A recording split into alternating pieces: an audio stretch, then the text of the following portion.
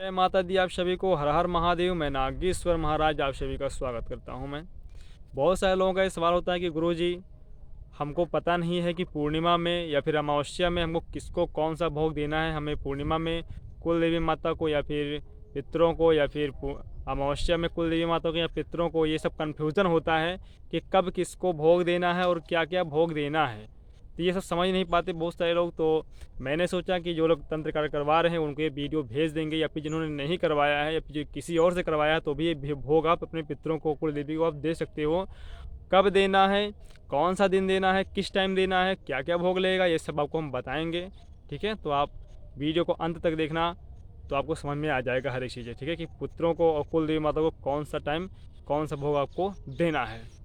ठीक है, तो आपको ये समझना चाहिए कि कुल देवी पितृ आपके खुले हैं या बंधे हैं। अगर आपके पितृ आपने खुलवाए हैं, कुल देवी माता के बंधन आपने कटवाए हैं, तो आप ये भोग दे सकते हो। अगर नहीं कटवाया है आपने तो आप संपर्क हमसे कर सकते हो, अपनी कुल देवी पितरों के बंधन आप कटवा सकते हो, ताकि आपके जीवन में खुशियाँ रहें, आप खुशहाल ज़िंदगी जी सको।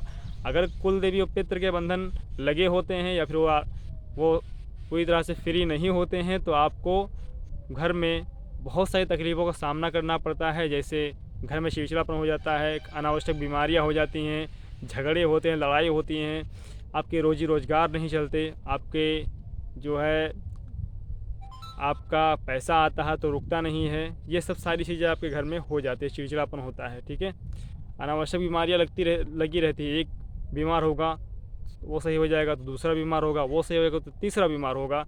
ऐसे चलता रहता है जब कुल देवी पितरों के बंधन लगे होते हैं और तंत्र लग जाते हैं। ठीक है, तो कैसे पितरों को खुश करना है, कैसे कुल देवी खुश करना है, कौन सा टाइम क्या भोग लगेगा, ये आप समझे पहले। ठीक है, जब पूर्णिमा आती है ना, पूर्णिमा, तो पूर्णिमा में कुल देवी माता को भोग देना होता है। अगर आपको पता है कि हमारी कुल देवी कौन है तो उन्हें आप भोग दें।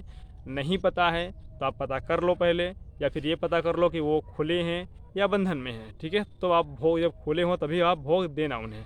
अगर जो लगता है कि मैं ऐसे ही भोग दे सकता हूँ तो ऐसे आप दे सकते हो, कोई टेंशन की बात नहीं है। ठीक है, तो पूर्णिमा में आपको कुल देवी, पूर्णिमा बहुत लोग समझते हैं, पूर्णिमा नहीं समझ पाते, उनको बताऊँ जो पूनम की रात्रि होती है या पूनम आता है जिस दिन, उस दिन आप कैलेंडर में देख लेना तो पता आपको चल जाएगा पूर्णिमा कब है। ठीक है, तो पूर्णिमा में आपको दिन में भी आप बहुत भोग दे सकते हो, दोपहर में मत देना, सुबह में दे सकते हो या फिर शाम में दे सकते हो आप। ठीक है, पूर्णिमा में आप दे सकते हो, कुल देवी माता को भोग आप दे सकते हो। कौन कौन सा भोग लगेगा इस पर आपको ध्यान देना है। लगेगा आपका 1 नारियल, 1 वाइट मिठाई, 2 लड्डू, 7 लौंग, 7 अगरबत्ती, 2 जायफल आपका लगेगा। ठीक है, आपको पहले अगरबत्ती जला देना है, फिर अगरबत्ती आपको लगा देना है वहीं पे कुल देवी माता के नाम से। हो सके तो आप ज़मीन पर सिंदूर के टीके लगाएं और थोड़ा हल्दी के भी टीके आप लगा दें, 2 3 4 5 7 सिंदूर के टीके लगाएं और 2 हल्दी के टीके आप लगा सकते हो, चलेगा। ठीक है, तो उस वहीं पर आपको भोग देना है। एक स्थान आपका, आपके घर में किसी किसी घर में स्थान भी होता है, वहीं पर वो अपने घर के देवी देवताओं को भोग देते, वही इनकी कुल देवी होती हैं। ठीक है, तो वहाँ पे आप दे सकते हो, या फिर आप स्थान बना लो अपना, या फिर आपका कहीं स्थान हो तो वहाँ पे आप चले जाएं। जैसे गांव में होता है, शहरों में भी होता है, जहाँ पे तेल पूजन करने जाते हैं ना, वहीं के कुल देवी होती हैं आपकी। ये बात ध्यान में रखना, जहाँ तेल पूजन होता है, जब शादी होती है तेल पूजन होता है ना, वहीं आपका कुल देवी माता का स्थान होता है, तो वहाँ पर भी आप जाके दे सकते हो। ठीक है, आपको देना कैसे है, अगरबत्ती आपको पहले लगा देना है, फिर आपको वाइट मिठाई, हो सके तो फूल बिछाएं आप नीचे, फूल हो तो फूल आप नीचे बिछा दें, फिर उसी पर आपको भोग देना है तो और भी बेहतर होगा।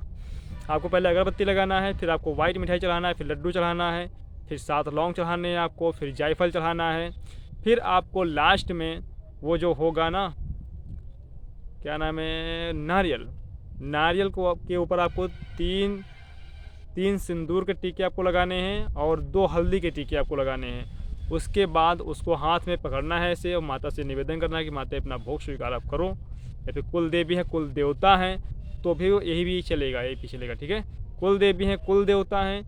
अगर जो किसी किसी के घर में कुल देवता भैरव बाबा बन के बैठे होते हैं, भैरव बाबा होते हैं, तो भैरव बाबा को दारू लगता है, वो अपने हिसाब से वहाँ पे देख लेना क्या लगता है क्या नहीं लगता है। लेकिन मैं कुल देवी की बात कर रहा हूँ, तो कुल देवी माता को आप यही भोग आपको देना है। नारियल आपको हाथ में लेना है, कुल देवी माता से बोलना अपने भोग स्वीकार करें, हमारे घर में खुशियाँ आप रखें और सदा सर्वदा हमारा सब कुछ अच्छा अच्छा चलता रहे। और उस नारियल को वहीं पे तोड़ देना है। तोड़ने के बाद एक आधे घंटे के बाद उस सामान को पूरा वहाँ से आपको उठा लेना है। और फिर आपको उस नारियल प्रसाद आप खुद भी खा सकते हो, ठीक है। नारियल प्रसाद आप खुद भी खा सकते हो ला कर के घर पे, या फिर घर पे दिया तो कुछ देर के बाद उसको जब अगरबत्ती जल जाएगी पूरी, फिर उस सामग्री को पूरा उठा सकते हो आप, ठीक है। अगरबत्ती जब पूरी जल जाए फिर उसको आप उठा सकते हो, फिर उसको ला के आप घर पे आप खा भी सकते हो, ठीक है। या फिर घर पे दिया है तो वहीं पे आपको उठा के खा लेना है। घर में सबको प्रसाद के रूप में बांट देना है, नारियल लड्डू जो भी है, ठीक है। फिर आपको देना है अमावस्या में। अमावस्या में आपको पितरों को भोग देना है। तो कैसे देना है इस पर आपको ध्यान देना है। पितरों को लगता है 7 अगरबत्ती, 7 लौंग, 2 लड्डू और 1 गिलास पानी। अगर आपका घर है तो घर की जो मेन दरवाज़ा होता है ना, वहाँ पर आपको भोग देना होता है।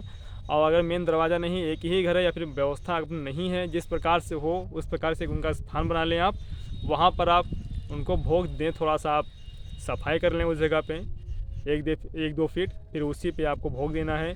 2 लड्डू, 7 लौंग, 7 अगरबत्ती और 1 गिलास पानी वहीं पर आप पितरों के नाम से रख दें। हो सके तो आप फूल बिछाएं, उसके ऊपर ये भोग आप दें, ठीक है। अगरबत्ती लगाने वाला स्टैंड, उसमें अगरबत्ती लगा दें आप पहले।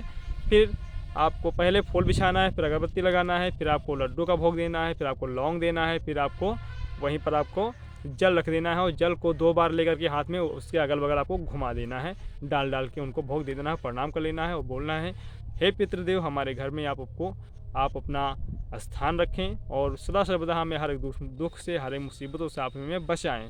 ऐसे आपको निवेदन करना है। और फिर वो जो प्रसाद होगा उसको आपको खाना नहीं है, उसको किसी गाय को आपको खिला देना है बाद में 2-3 घंटे के बाद। या फिर ये पूर्णिमा में जो पितरों का पूजन होगा वो सूरज ढलने के बाद होगा, ये बात ध्यान में रखना। सूरज ढलने के बाद होगा, जब रात्रि होने लगेगी, ठीक है, तब होगा आप। और इसको उठाकर फिर अगली सुबह में गाय को दे देना और पानी जो है वहीं पे आप कहीं बाहर डाल देना। तो ये हो गया आपका पूर्णिमा में और अमावस्या में। तो आप अच्छे से समझ गए होंगे, मैंने कोई भी कसर इसमें नहीं छोड़ा समझाने में, कि आप पूरी तरह से समझ जाओ, ठीक है। तो आपको ये वीडियो कैसा लगा, आपको समझ में आना चाहिए कि कैसा क्या भोग देना है। तो मैंने सब कुछ आपको अच्छे से समझा दिया है। फिर आपके कोई सवाल अब नहीं होने चाहिए कि कौन सा भोग कब देना है, ठीक है। और ये वीडियो पसंद आया आपको तो लाइक करें, चैनल को सब्सक्राइब करें अगर आप नए हैं तो। जय माता दी, जय भैरव, जय महाकाल, जय महाकाली, जय गुरुदेव, हर हर महादेव, शंभो सूत्रधारी।